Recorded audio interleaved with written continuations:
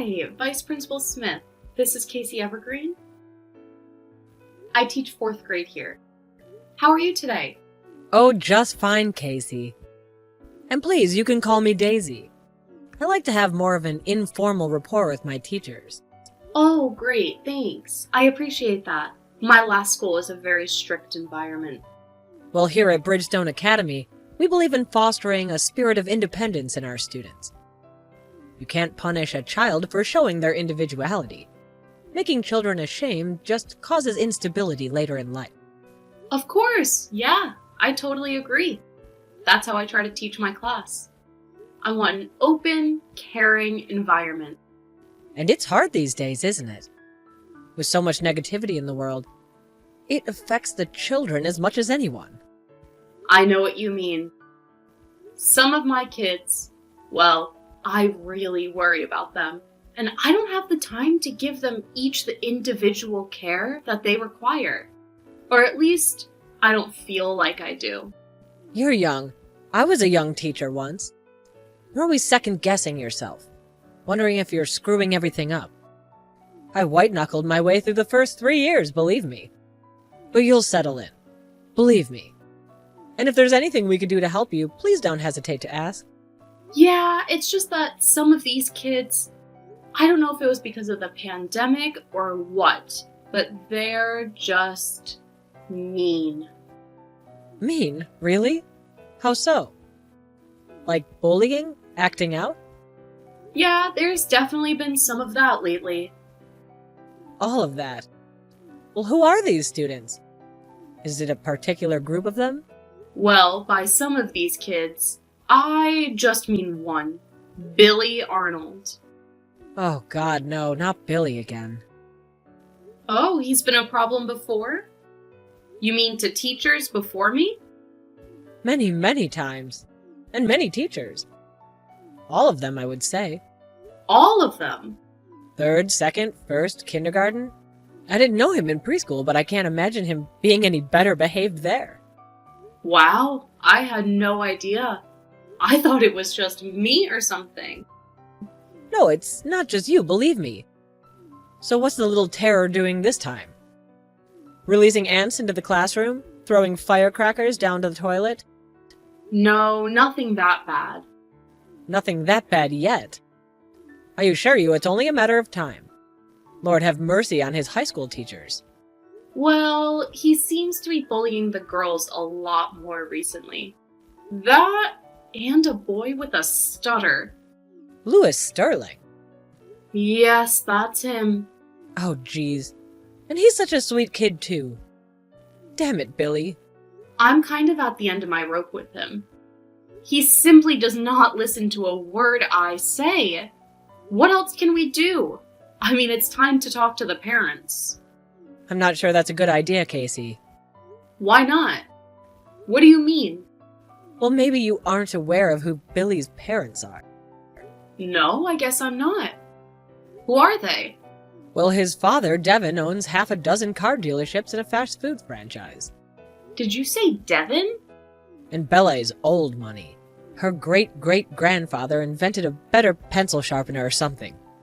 Oh, well, must be nice. It is nice. They have an underground saltwater pool and a beach house in the Keys. That's all very impressive. But what does this have to do with solving the problem of their little monster of a son? Well, the thing is, I realize how unprofessional and detrimental to our students. What I'm saying about this is... But Yes, Daisy, I do not like the sound of where this is going. I don't want you to do anything about Billy. What? Why not? What am I supposed to do? You're just gonna have to grin and bear it. But what about the other kids? I'm just supposed to let them be mocked and humiliated by him? Take him aside, correct him, minor things. But we can't become too involved in disciplining little Billy. But why not? I'm his teacher. You're his vice principal. It's the parents, you see. Their money. They are by far our largest benefactors and have been over the years. Oh, great. That's just great. I guess money talks, huh? Maybe that should be something we should teach. Well, perhaps it should. And believe me, I wish it weren't so. But I've seen what can happen when the Arnolds are offended by a teacher's actions. Something happens? Like what? What happens? Our percentage of funding is cut by double digits for the fiscal year. That gym, it took forever to build. That was because Bella disagreed with how Billy's second-grade teacher handled him. So, they're basically holding us hostage, right? Discipline our spoiled, rotten child, and we'll discipline you right back? Essentially, yes. That does seem to be their pattern. Well, that's wonderful. What am I supposed to do about those girls and Louie? Poor little Louis, I don't know. I don't know how much longer any of us can take. I mean, he's bullying me too.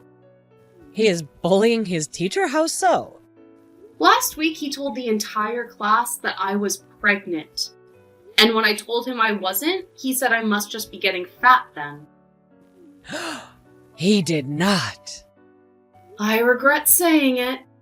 Look, just do what you can for the time being. I'll see what I can do from my end, okay?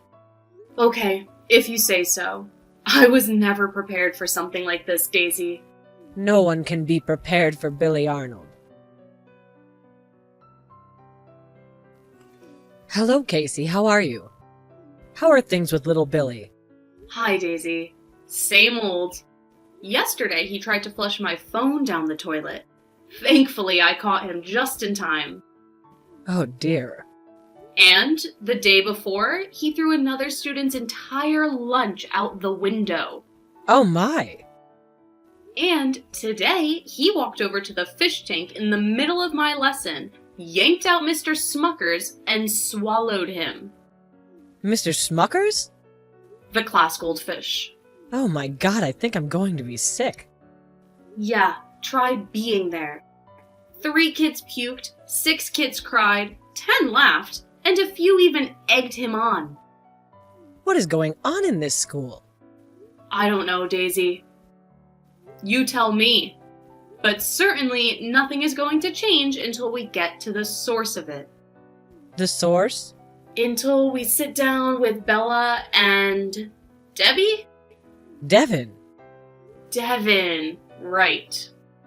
They ought to make that child psychology class mandatory for education majors. That's really half of the job. It's a whole other world here than at home. They're protected. They're here.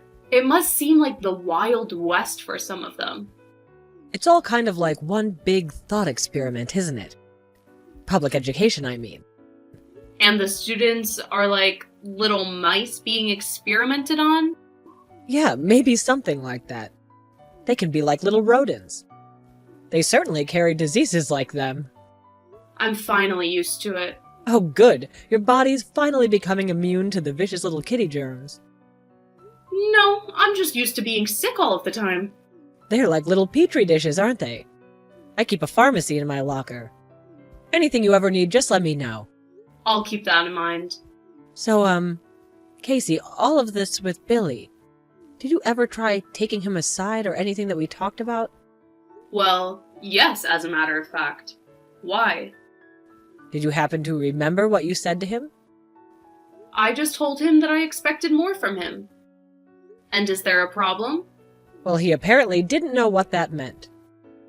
Oh, okay. Well, not surprised. He was looking at me with that blank face he has when he's trying to pay attention. Well, he went home and asked his mother, and she was quite upset by, how should I say, the inclination. What inclination? The inclination that I expected him not to murder the class pet in front of everyone? I suppose the inclination that he was, lacking in some way. It was insulting to her. Well, you're damn right he's lacking. That's the whole point. Nevertheless, Casey, Bella would like to speak with you. Good. Great. Send them in right now. I've got time. Her and Dr. Devin. She says she only wants to text. She would feel more comfortable that way for right now, she says. You know, this is highly unusual. Highly freaking unusual, man. Ma'am. I mean, Even in that crazy old school of mine, I never had anything like this. Okay, well, let me explain. Okay, explain away, please. Because this isn't conducive to me or my students' learning. I have pressure on me, you see, from Principal Martinez, from the superintendent. Superintendent Bowers is on you about this? Yes. Not about you and Billy, but they're adding another addition next year, or at least planning to. Another one? Now what? An indoor playground with trampolines and stuff. Well, okay, that does sound cool. But still, this is ridiculous, Daisy. Would you please just read her text? Do it for Billy, even if he's a little turd. That's not sweetening the deal. Okay, then do it for the other kids, for yourself, for me, your boss. Okay, fine, if you're going to put it that way. So listen, there's a few other things we need to go over about the new lesson plan. I'm sorry, Daisy. I'm gonna have to get back with you. I'm on this juice cleanse, and I honestly have been having some stomach issues. Okay, then I'll let you get back to that. Remember, indoor playground. I don't feel right about just letting parents push me and my class around. It's Bridgestone Academy, dear. Get used to it. Hello, is this Casey, my son's teacher with a problem? Oh, I'm not so sure about problem, but yes it is. This is Miss Arnold? Please call me Bella. I'm glad I have the right number.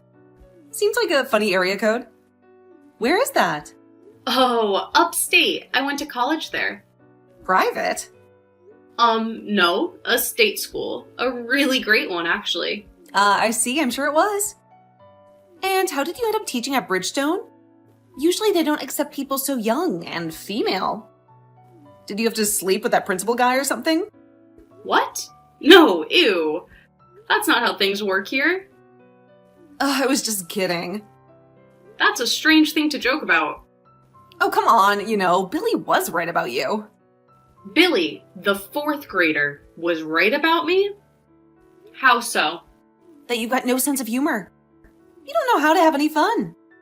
Just because my idea of having fun isn't the same as a 10-year-old, doesn't mean I don't know how to have it. Now, is this any way to talk to a parent of one of your students when so well off and potentially generous? Or not so generous? You're right, Bella. I apologize. No, what I wanted to talk to you about was the incident with our son the other day. I was just trying to encourage him to be better. That is all. And be better than what? He can't get any better. No one is better than him. No one. Certainly not you. I don't think I'm better than any of my students, or their parents for that matter. I'm sure that would be a stretch. Okay, I apologize, Miss Bella. I'll just let your boy run amok in my classroom, overturning desks and swallowing goldfish. Would that be okay with you? If you all want us to continue funding your little operation over there, I suggest you leave the discipline to my husband and I. Does Mr. Arnold like to speak with me as well? I'm sure that wouldn't be a bad idea. Devin doesn't need to speak with you. He's a very busy, important man. I just want what's best for Billy. Just like you and your husband do, Bella. Well, you certainly don't act like it. Is this how you do what's best for all of your students? If so, I weep for the future. Well, I do, and I want what's best for all of my students and for my class to succeed. I need a calming, stable environment, and because of your son, we don't have that. And how can you lay all of the blame on him? You're his teacher after all. I mean, can't you get control of your own classroom? If Devin and I had professors like you at Princeton, we wouldn't be in a position to send our son to Bridgestone, that's for sure. Well, thank you for the vote of confidence. But I'm not a college professor. I'm trying to teach children. And children are sensitive. And your son is bullying and emotionally traumatizing them. And me. Aw, poor you. Being bullied by a fourth grader. What exactly did he say, and what did he do to deserve it? He said I looked pregnant in front of the entire class. Oh, well, aren't you? What? No, I'm a lesbian. Oh, well, I'm sure when I saw you at the book fair, you looked a little round. Oh my god, yes. So I put on a few during the pandemic, but I'm losing it, and that's not any of your business. I'm on a juice cleanse. A juice cleanse? Oh dear, no, you don't want to do that. If you really want to shed the weight fast, go on the Bella in college diet. The Bella in college diet? Is that doctor sanctioned? Oh, I'm not sure about that. It's 1 part apples, 1 part cigarettes, 1 part black coffee. You'll be a 0 in a few weeks, I promise. I mean, sure, you'll be starving and uncomfortable all the time. Your breath will be bad and you won't be able to sleep due to the terrible pain. But you'll look great. And hey, my son won't make fun of you anymore. Okay, I think we need to take a different approach to all of this. Look, honey, I really appreciate you're trying to care for your classroom and all, and it's cute that you think you know what's best for Billy. It really is. I never said I knew what was best for him. Oh, well, good. Then maybe you'll shut up and listen for a moment. I'm Billy's mother, not you. Only I have the right to discipline him. I don't care if he's at school or not. So unless he burns the place down, I don't want to be bothered by these petty little incidents anymore. Petty incidents? He tried to flush my phone down the toilet. Well, he's anti-technology. You can't hold that against him. I mean, all you hear these days is kids are addicted to their phones, so what does my son do? He tries to break free from the chains of technology. And you want to punish him for it? Well then, why doesn't he flush his own phone down his own toilet? You can't predict when such a righteous act will be inspired. And the goldfish? Was that an inspired act of righteousness? Well, in some cultures, yes. The ceremonial swallowing of the glass goldfish is a societal rite. My son was simply paying homage to world culture. He should be rewarded, not punished. In this day and age of division and hate, my son was trying to present a cultural ceremony to his fellow students. And now he's being persecuted for it? I can assure you, I am not trying to persecute Billy. I just want all of this to stop. Try to discipline my son one more time, girlfriend, and you'll be finished. You understand? Excuse me? I'll be finished? And how are you going to finish me? We can get you fired in a heartbeat if we want to. So stay out of it. All right, the point is taken. Jeez. Just be smart until this school year is over. And I won't tell Principal Mathis about any of this. They'll get their stupid funding. I feel like I'm dealing with the suburban mafia here or something. Yeah, you should think of it like that. Actually, that's pretty good. I like that I'm going to have to tell Devin that one. So, how am I supposed to relate to him, though? What do you mean relate? Why would you need to relate to him? Well, like say, if something happens, something non-discipline related, and I need to take him aside to tell him something, what if he takes it wrong, misconstrues it, and you get the impression I was somehow disciplining him again when I wasn't? Well, I suppose you should always have a witness then now, shouldn't you? Okay, fine, Bella. Thank you very much. But I need to go use the restroom. It's the juice cleanse. I'm telling you, doll. Apples, cigarettes, and black coffee. Well, I'll be sure to stop by the Quick Mart on my way home for dinner then. Hello, Casey. How are things going this week? Oh, fine, Daisy. What about you? Oh, well, you know, holding down the fort. A lot of stuff going on with the break coming and all. Sure, of course. I've been pretty swamped myself, but we're getting through it. So, has everything going okay with the little tumor? The little terror? Oh, yes. Right. Terror. Either certainly applies. I haven't heard from his mother recently. Well, I have. But not about you, at least, which is rather unusual. In fact, I'm beginning to worry if she's all right. Well, I can tell you right now, she isn't all right, and she never will be. Well, you do have a point, but his behavior has improved since your last talk with Bella? Well, I'm not certain it was our talk that did it. Yes, The principal did mention something about the incident while he was sitting in your classroom observing last week. Yeah, I think that's possibly what helped change his behavior a little. Maybe humbled him? Can you tell me what happened? Well, I too know how unprofessional this sounds. Yes? It's almost like maybe we can trade our unprofessional moments, call it a draw and move on. Go ahead. It was a surprise observation. Like you said, I was giving my lesson and I'd sat my troublemakers up front that day. And Principal Martinez was sitting in the back? Yep, with his little notepad and pencil. Well, you know I was on the juice cleanse, right? You're off to it now. I was going to tell you that you do look good. Oh, well, thank you. And yes, I am. And that day, for lunch, I had my first real solid food in a week. What did you have? A nice big tuna fish sandwich. Oh dear. So, about half an hour later is when my lesson is being observed, and I feel a sudden shift in my belly. A shift? A grumble. A big grumble. Oh no. And no one heard it, but you know who. Billy Arnold. Look down, and there he is, closest to me, black beady eyes and Cheshire grin. Just like his mother.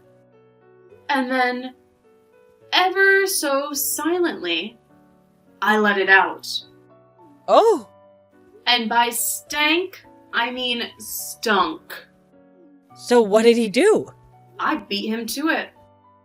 I asked him if Billy had an accident and that if he did, it was nothing to be ashamed of, and he can go to the bathroom and clean himself up. You didn't!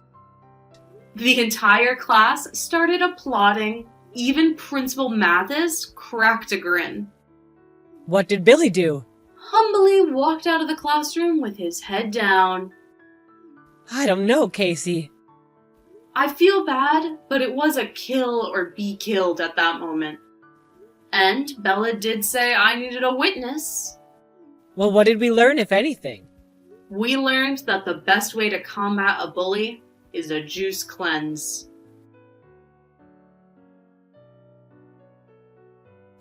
Billy never told his parents about Casey blaming him for her mid-lesson fart, thinking it would be a stretch for them to even believe. They wondered why he seemed so much better behaved at school and at home, and why his love of flatulence seemed to suddenly dissipate overnight. After Casey finished the year out at Bridgestone, she resigned her position and took a job at a local inner-city school, where she won Teacher of the Year her first 3 years in a row. No goldfish were harmed during the making of this story.